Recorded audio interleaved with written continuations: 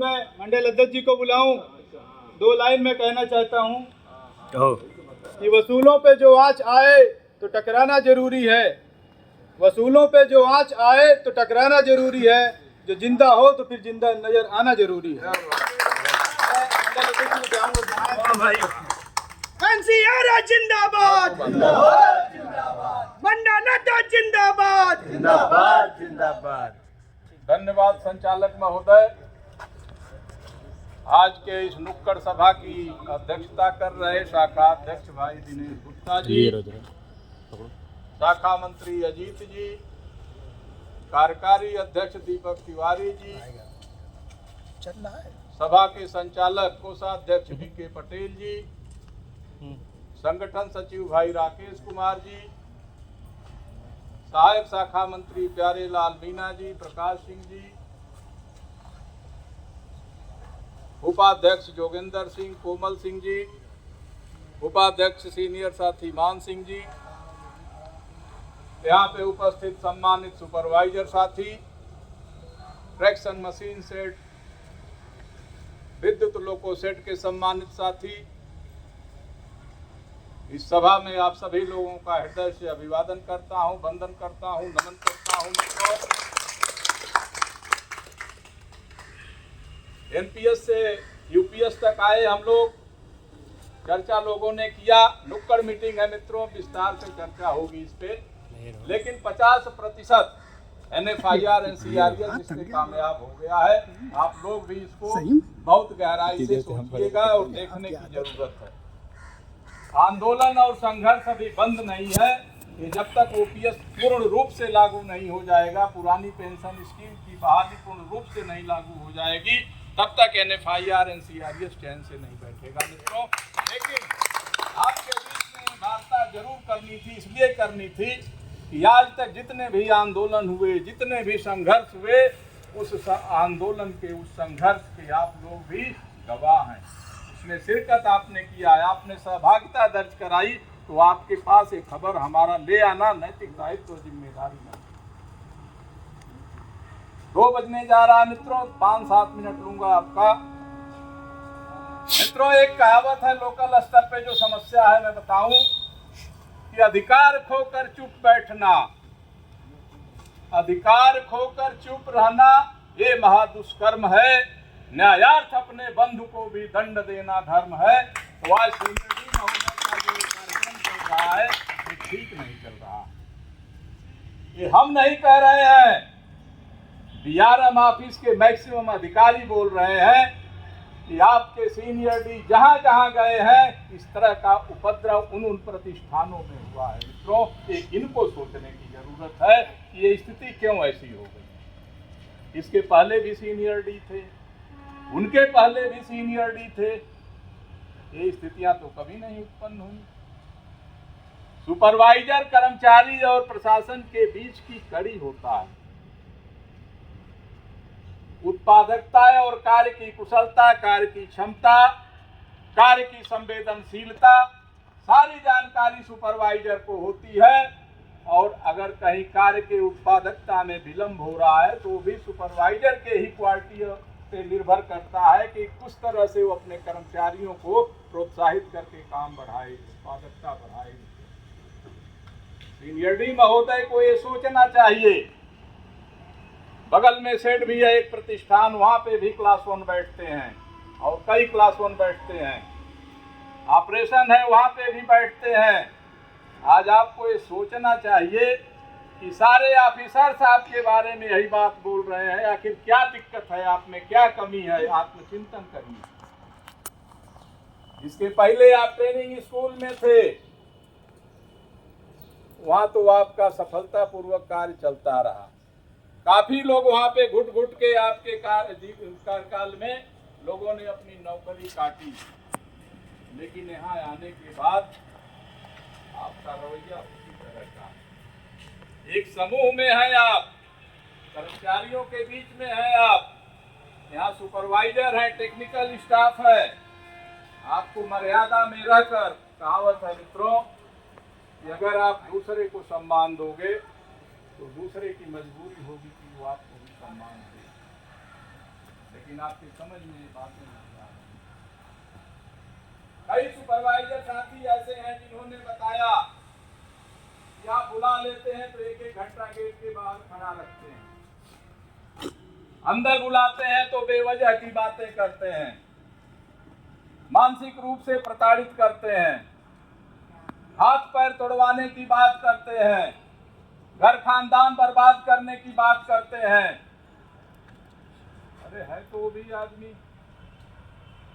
उसके भी पास दिमाग है, विचार है, मन है, पीड़ा होती होगी, आपसे नहीं कह पाता है तो व्यक्ति डिप्रेशन में जाएगा, मानसिक तनाव होगा। मानसिक तनाव होगा तो उसका परिवार प्रभावित होगा, उसके कार्य प्रभावित होंगे, कार्यस्थल पे घटना दुर्घटना बढ़ने की संभावना बढ़ेगी। क्या आप इस पे विचार करते हैं कभी? और यहीं तक नहीं, इस प्रतिष्ठान का मुखिया होने के नाते सीनियर डी महोदय, ये आपकी नैतिक जिम्मेदारी है। आज आप जिस कुर्सी पे बैठे हैं, आपके पहले भी उस कुर्सी पे आप ही के इक्वल कोई अधिकारी बैठा करते हैं। उनके कार्यकाल की जो भी अच्छाई बुराई रही हो, आप विजिलेंस को रिपोर्ट किए हैं, या के सब फाइल ले जाइए, पेपर ले जाइए, मैं देने के लिए तैयार हूं। यूनियन वहां मेरी बेइज्जती कर रही है, सुपरवाइजर बेइज्जती कर रहे हैं, कर्मचारी बेइज्जती कर रहे हैं। अभी मैं इलाहाबाद गया था तो डीआरएम साहब पूछ रहे थे, अमान सिंह क्या चल रहा है डीएम साहब? मैंने कहा साहब कुछ है गड़बड़, कुछ चल रहा है, जल्दी ही सूचना मिलेगी आपको।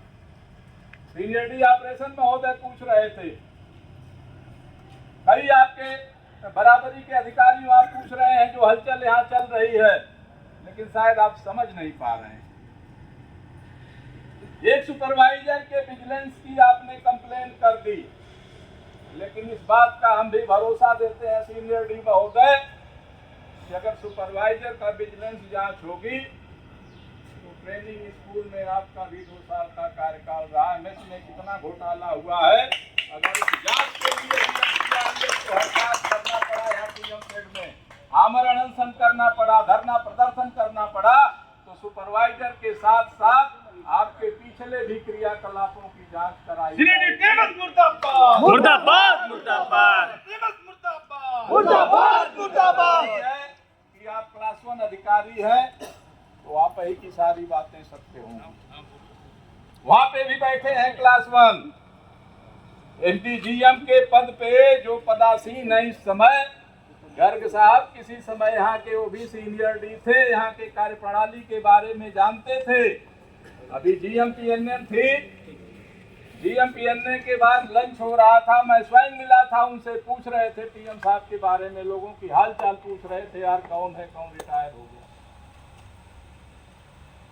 पुराने अधिकारी थे, भावनात्मक लगा हुआ करता था उन लोगों का कि मेरे साथ कौन सुपरवाइजर काम किया, कौन सीनियर टेक्नीशियन काम किया। आप लोग प्रोफेशनल हो गए हैं, आप लोग पेशेवर अधिकारी की तरह आ रहे हैं कि आना है, 2 साल टाइम काटना है, चाहे कोई मरे जिए, किसी के बाल बच्चे सुखी हो दुखी हो, उससे कोई मतलब नहीं आप लोगों को रह गया है। तो ये फंडा ठीक नहीं। ये प्रतिष्ठान है, एनसीआरएस आज भी मान रहा है इस बात को कि आप यहाँ के मुखिया हैं, आपकी इज्जत करनी चाहिए कर्मचारी को, सुपरवाइजर को, लेकिन आपका भी तो कुछ दायित्व है, आपका भी तो कुछ कर्तव्य है महोदय। जो बढ़िया काम कर रहा है उसको पुरस्कार दीजिए, प्रोत्साहित करिए। जो खराब काम कर रहा है उसको बुला के समझाइए, काउंसिल करिए। ये तरीका तो ठीक नहीं है कि तुम्हारी बिजनेस रिपोर्ट हम करेंगे, तुमको ऐसे 5 दे देंगे, तुमको ऐसे फिलिपिन दे देंगे, तुम्हारा सीआर खराब कर देंगे, तुम्हारा परिवार बर्बाद कर देंगे। ये चीज ठीक नहीं है, एनसीआरएस इसको बर्दाश्त नहीं करेगी। मित्रों, इसका जवाब हम देने के लिए तत्पर है और हर चीज का, उस गलत चीज का आपके विरोध होगा, संयमित तरीके से होगा, मर्यादित तरीके से होगा, अनुशासित तरीके से होगा। आतंकवादी संगठन हम नहीं हैं, गुंडई पे विश्वास नहीं करते हैं, लेकिन मजबूर कर देंगे। आप सोचोगे कि अपने चैम्बर में कैसे जाएं, कैसे बैठें, कैसे सुबह से शाम तक हम काम करें। हम इस चीज के लिए गारंटी देते हैं कि आप मजबूर हो जाएंगे। सीनियरिटी होश में आओ, होश में आओ, होश में आओ। कर्मचारियों से मत टकराओ, मत टकराओ, मत टकराओ। सीनियरिटी मुर्दाबाद, मुर्दाबाद, मुर्दाबाद। साथियों, अजीत जी भी बोल रहे थे कि एनसीआरएस की मान्यता 2013 में आई। मित्रों, मैं बता दूं, एनसीआरएस युवा रिम्यू का बदला हुआ स्वरूप है। नॉर्दर्न रेलवे में हम युवा रिम्यू के रूप में काम करते थे, नॉर्थ सेंट्रल रेलवे में हम एनसीआरएस के रूप में काम कर रहे हैं। नॉर्थ सेंट्रल रेलवे की जब उत्पत्ति हुई, उस समय एनसीआरएस संगठन बना तो दो ग्रुप में हम बंट गए थे, लिहाजा कुछ मतों से 2007 के चुनाव में हम मान्यता से वंचित रहे। लेकिन 2013 में लोगों ने हमारी मान्यता को भरपूर तरीके से 58% दिलाया। लेकिन 2007 के चुनाव में भी 34.5% हमारा ग्रुप ले आया था और 21% एनसीआरएस का दूसरा खेमा ले आया था। मित्रों, तो कहने का मेरे मतलब ये है कि उस समय भी 2007 से और 12 तक भी एनसीआरएस में हम लोग थे। मैं उस समय बिना मान्यता प्राप्त यूनियन का संगठन का ब्रांच सेक्रेटरी था। यहाँ की एक चर्चा हो रही थी, सारस्वत जी उस समय सीनियर डी के रूप में आए थे। सीनियर डी ऑपरेशन थे आगरा में। दुर्भाग्य से आज हमारे बीच में वो भी नहीं है, उनकी मौत हो गई है। यही मशीनों पर खड़ा हुआ करते थे, तो स्टाफ काम करता था तो उनको गाली बकते थे। हम थे, शर्मा जी थे और टीम के लोग थे। यही मीटिंग इसी में हो रही थी मित्रों, यही उतरे थे तो तेवर बहुत गर्म हुआ करता था। हम लोग खड़े थे तो ऐसे पूछे, कैसे खड़े हो भाई, क्या बात है? ये वो आप ही से मिलना है हुजूर। कहे क्या बात है बताइए। बढ़ते चले जा रहे हैं, मोबाइल कान में लगाए हैं। हमने कहा रे रुक तो जाइए, थोड़ा बात सुन लीजिए। तुरंत कहे भी मैं जीआरपी बुला रहा हूँ, रेलवे फजलगंज थाना बुला रहा हूँ, आरपीएफ बुला रहा हूँ, सबको बुला लो लेकिन यहीं खड़े रहो, बात करके जाना। और मित्रों, आधा पौन घंटा खड़े रहे, मुंह से गाज आने लगा था और लास्ट में उन्होंने माफी मांगा उस स्टाफ से कि मैं आइंदा इस तरह से मिसबिहेव नहीं करूंगा। मित्रों, ये बात मैं इसलिए बताना चाहता हूं कि जो आप लोग आज खड़े हो, अपने ताकत को पहचानो, अपनी क्षमता को आप लोग पहचानो। हो सकता है हमारा आपके किसी वैचारिक व्यक्तिगत वैचारिक मतभेद हो सकता है, अभी कुछ नहीं किया, लेकिन सी और डी ग्रुप का स्टाफ होने के नाते अगर किसी के इज्जत पे प्रहार हो रहा है, अधिकार पे प्रहार हो रहा है, सम्मान पे प्रहार हो रहा है, तो वहाँ सबका दायित्व बनता है कि लामबंद होके हम लोग खड़े हों। मित्रों, उसका प्रतिकूल जवाब दें, मुकम्मल उसका जवाब दें। मित्रों, लास्ट में मैं यही कहूँगा, अभी कोई बता रहा था कि ताला बंद करने की बात थी, ये बहुत अच्छी बात है। अगर सीनियर डी महोदय ताला बंद करा दें तो इससे बेहतर कोई बात हो ही नहीं सकती। हम तो 2013 से मांग कर रहे हैं कि इलेक्ट्रिक लोको सेट और विद्युत लोको सेट और ट्रैक्शन मशीन सेट को समाहित करके वर्कशॉप घोषित करा दो, आप ताला बंद करा दो, ओवर टाइम दो कर्मचारियों को, बहुत अच्छी बात है। लेकिन अगर वो नहीं कर पा रहे हो, उसके पहले ही ताला बंद कराने की सोच रहे हो सीनियर डी महोदय, जी बताइए, तो समझ लो कि बहुत गड़बड़ निर्णय लेने जा रहे हो। खड़े मत हो जाना। मेरा अभी भी यही सलाह है आपसे कि ताला बंद कराने के लिए ये कोई जेल नहीं है, कोई इस तरह से जेल खाना नहीं। हमारा कर्मचारी इस तरह से काम नहीं करेगा। कर्मचारी एक चीज की चोरी करता है, यही नहीं, हम फोरम पे, हर फोरम पे बोलते हैं कि 10 मिनट लेट से आता है, 10 मिनट पहले जाता है। टेक्निकल कर्मचारी के पास और क्या है? कौन सी विजिलेंस कराओगे, किसकी विजिलेंस कराओगे? हर अधिकारी जो ऊपर गया है नीचे से ही गया। हर अधिकारी जानता है कि वर्कशॉपों में, शेडों में, हर जगह कर्मचारी 10 मिनट 15 मिनट लेट आता है, 10-15 मिनट पहले जाता है। ये कौन सी नई बात है? कौन सा अजूबा है इसमें? लेकिन अगर आप मन बना लिए हैं तो सुपरवाइजर लोगों की भी एप्लीकेशन बनी हुई है, एनसीआरएस भी पत्राचार कर रही है। हर स्तर पे अधिकारियों को, बड़े अधिकारियों को भी मालूम है। आप तो बोल आए हो, डीआरएम से भी बोल आए हो, सीएलई से भी बोल आए हो कि वहाँ का कर्मचारी बहुत जास्ती कर रहा है, सुपरवाइजर सुन नहीं रहे हैं, यूनियन वाले गाली दे रहे हैं। आप तो पहले बोल आए हो। पेशबंदी करने में आप बहुत माहिर हो। अभी मिलने जाएंगे तो आप ऐसी बात करेंगे कि आपकी तबीयत खराब है, मुझे स्पॉन्डिलाइटिस है, ये बीमारी है, वो बीमारी है। लेकिन बीमार व्यक्ति अपने स्वास्थ्य के बारे में सोचता है, लोगों का स्वास्थ्य खराब करने के लिए नहीं सोचा करता, जो आप काम करते हैं। मंच के माध्यम से मेरी आज भी यही सलाह है सीनियर डी महोदय कि थोड़ा सा विचार करिए इस पे। अगर सुपरवाइजर दुखी होगा, कर्मचारी दुखी होगा तो आप सुखी नहीं रहेंगे। आपका भी विरोध होगा, मुकम्मल विरोध होगा, हर तरह से विरोध होगा। लास्ट में मित्रों मैं यही कहूंगा कि खुदी को कर बुलंद इतना कि हर तकदीर से पहले, खुदी को कर बुलंद इतना कि हर तकदीर से पहले खुदा बंदे से खुद पूछे बता तेरी रजा क्या है। शक्तिशाली बनिए, ताकतवर बनिए मित्रों। वो ताकत आपका समूह है, आपकी यूनिटी है। कहा जाता है unity we stand, divided we fall. तो संगठित रहिए, मजबूत बनिए मित्रों। कहीं कोई सहम करने की जरूरत नहीं है, डरने की जरूरत नहीं है। कहीं भी कोई बात होगी, संगठन आपके साथ है।